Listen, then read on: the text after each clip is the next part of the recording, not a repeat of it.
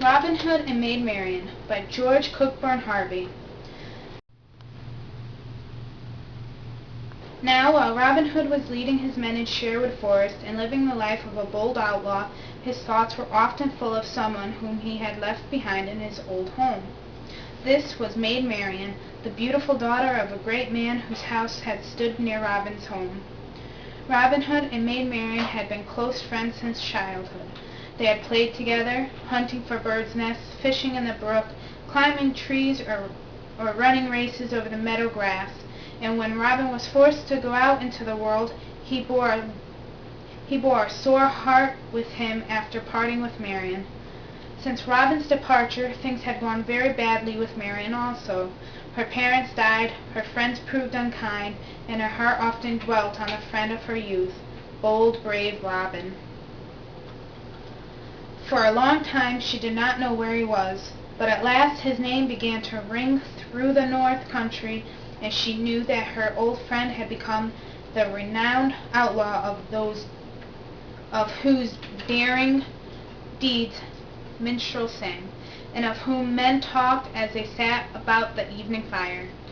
At last, lonely and friendless as she was, Maid Marian resolved to seek Robin in Sherwood Forest and see if he still remembered the old happy days of their childhood.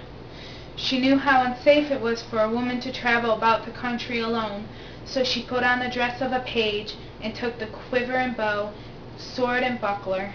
Thus, armed and disguised, she set out to seek Robin. At last she reached the outskirts of the great forest, and as soon as she entered the dark shades of the mighty oaks, she eagerly watched for the first sign of a forest dweller who could direct her to the haunts of her old friend. As it happened, that very morning Robin had set out alone to make an expedition in search of news. He had taken great care to disguise himself, for the sheriff of Nottingham had given orders that every outlaw should be put to death upon capture, and no mercy whatever should be shown.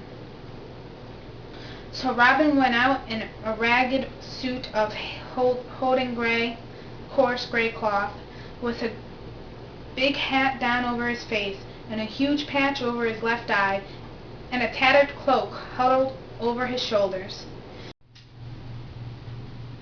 He had been walking an hour or more when he saw the figure of a handsomely dressed stripling coming along the way towards him. Robin at once stepped out of sight behind a bush until he could be sure that the youth was alone. In these days it behooved him to be wary, so many and so fierce were his enemies. He suspected some trap at the sight of every stranger, but the youth came on with a quick, even step, and seemed to be entirely alone. Just as he was passing the bush behind which Robin stood, the outlaw sprang out and commanded him to stand. "Who art thou, and what dost thou want in Sherwood?" demanded Robin Hood. The stranger was Maid Marian, and she looked at Robin and never dreamed that her old friend stood before her in the person of this old ragged man of the woods. She thought it was some savage freebooter who would be like plunder her, and she sprang back and laid her hand on her sword.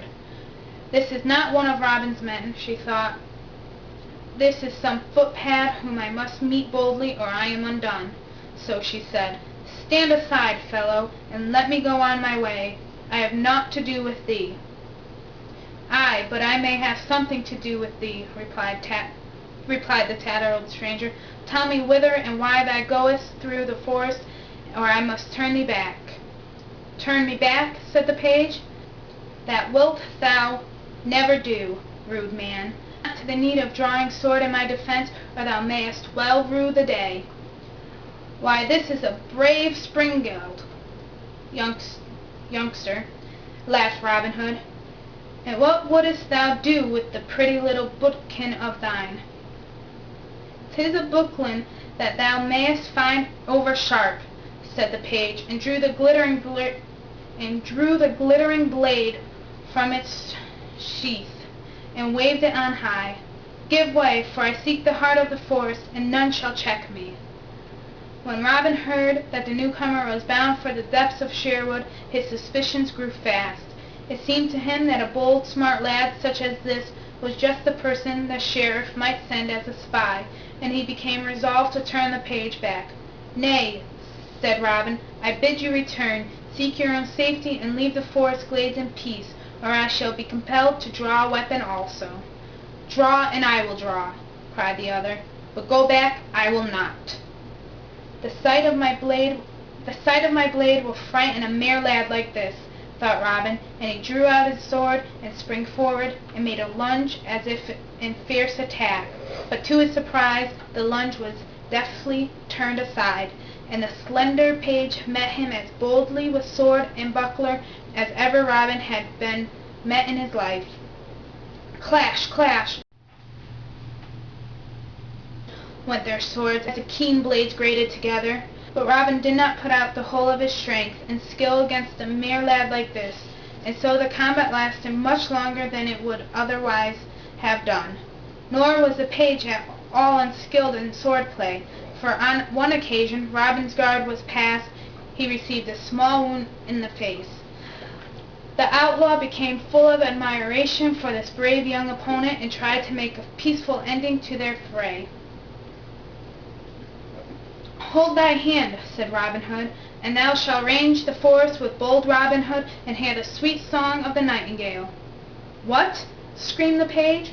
"Robin Hood? And are you indeed Robin Hood? And, oh, Robin, I have hurt you. I knew you not, Robin." The outlaw started in surprise at the figure before him. "Why, who art thou?" he said, "and why should it trouble thee that I am hurt?" "I came hither to seek you, Robin," cried the page, "but never dreamed that I should meet you in this guise. And, Robin, don't you know me?" Robin stood for a few moments in great wonder still at the fair, blushing face. Then memory rose like a flood. "I know you," he cried. "I know you now. You are Maid Marian. Dearest Marian, how came you here?" "I came to seek you, Robin," she replied, "for I have no friend in the world but you, and I knew you not, and have wounded you." "Tush, that is nothing," said Robin. "We get many shrewder cuts and knocks in the greenwood, and as for not knowing me, that is no wonder. I am disguised lest my enemy, the Sheriff of Nottingham, should seize me." The two friends now sat down on a mossy bank near at hand and fell into talk, telling each other how their lives had passed since their separation. "And have you room for me in the greenwood, Robin?" asked Maid Marian.